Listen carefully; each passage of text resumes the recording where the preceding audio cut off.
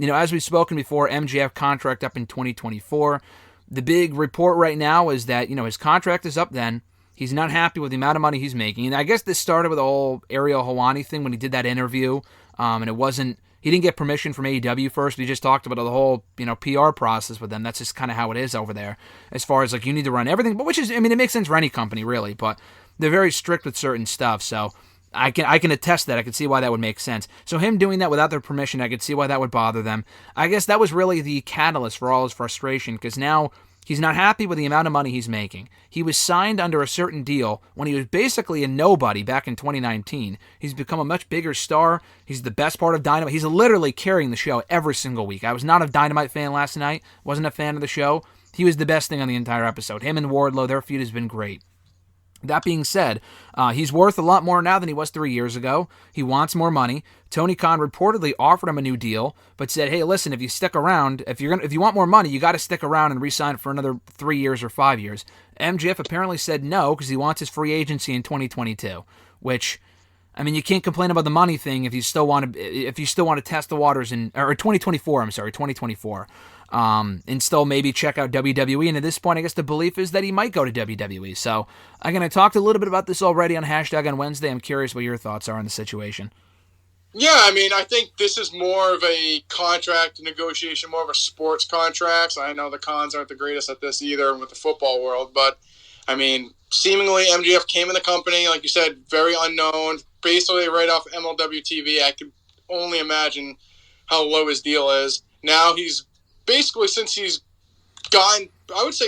beat Cody, I think he's been one of, if not the top star on the company, probably pushing a lot. His ratings are highest rating. Every time on the show, his segments are usually the best. His matches, when he has them, are usually the best. At this point, he's probably outdone his contract, and like he said in interviews, it pisses him off, which I can only imagine, when they hire all these ex-WWE guys that are then making way more money than he is, and they're not moving anything, and they're not producing anything, and he's the main part of the show. I think if Tony Khan was smart, which we know that he's not the smartest guy of all time, that he should offer, just like a contract negotiation, you should say, hey, you know what? You've outweighed your contract, because clearly like I said, I don't know how much he's making, but I guarantee it's not a lot, because just off MLW TV, not really a known entity.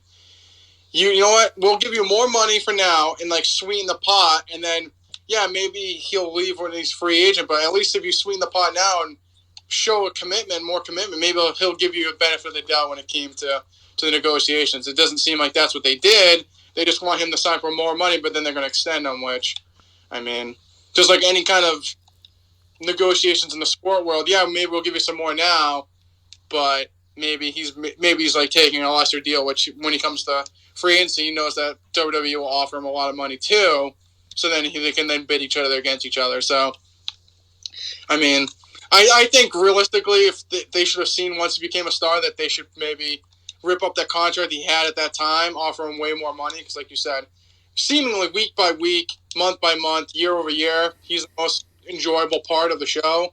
He's had the best matches, segments, best part of Dynamite every week.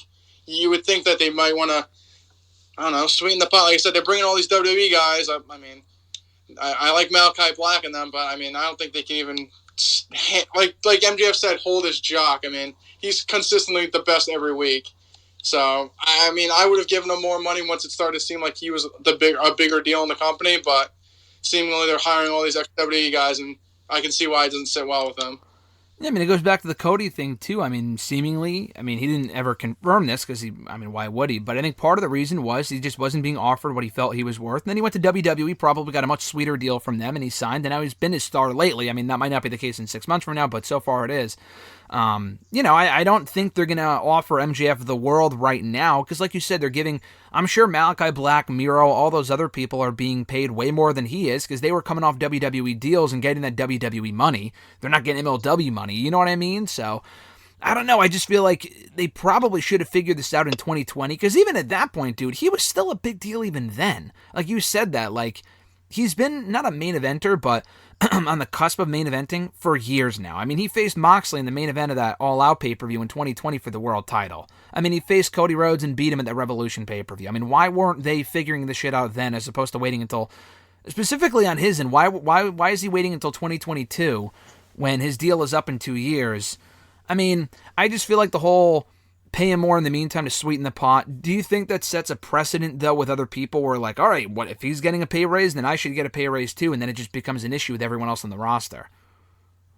I mean... That's the only thing working against it, is the thing. No, well, I mean, what do you think used to happen back in the day? I think back in the day that clearly happened, and I feel like they might have kept it under better wraps. Obviously now, with it so vocal, I mean, now you're just setting a precedent. But, I mean, if they went back to him, like you said, in 2020, when he started to move merch and be the highest rated segments and all that stuff, and they said, hey, you know what? We'll rip up your contract now. We'll give you a new contract for what you're worth. And it just really didn't get reported. Yeah, now it's out there, and if it happened, it'd be reported on. So I think now it's a little too late.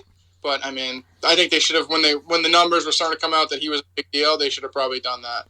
Because now, like you said, I feel like now he's kind of they basically both made their beds, because they're not going to pay him more money unless he stays, which, I mean, he's probably taking pennies on the dollar if he stays for an extension, because he has no idea what WWE would offer him. And I bet you it'd be more than what AEW is offering now. So, it's a weird situation. Like I said, it's kind of like it's like a sports negotiation. Like, he's paid X amount. He's clearly outdone his contract. He wants more money.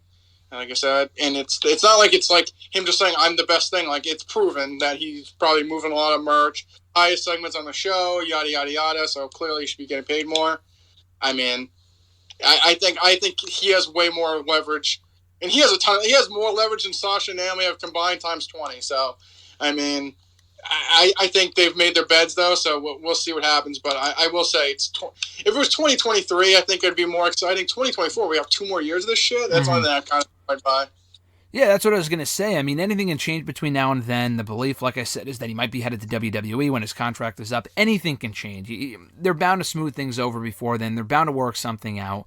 And it's impossible to make a prediction in 2022. But do you think he is, WWE, it could be WWE bound? Do you think he would do well there? Because that's another question. Like, does he make the jump and get paid a lot of money, but they obviously water him down? He wouldn't be the same over there talking about, like, abortion and stuff. And he's made a lot of off-color jokes in AEW that would obviously never fly in WWE, and understandably so.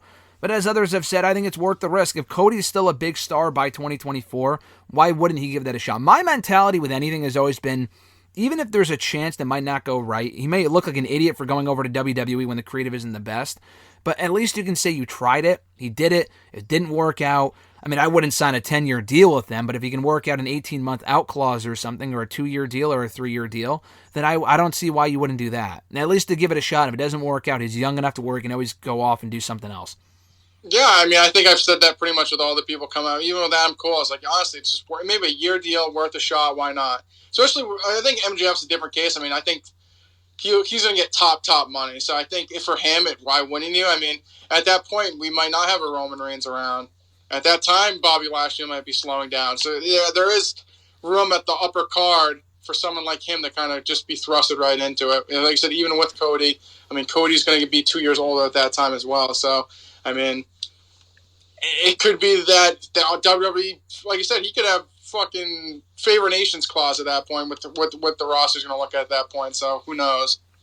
Anything can change between now and 2024, like I said. So we'll have to keep tabs on and see what happens and what the landscape of both companies looks like by that point.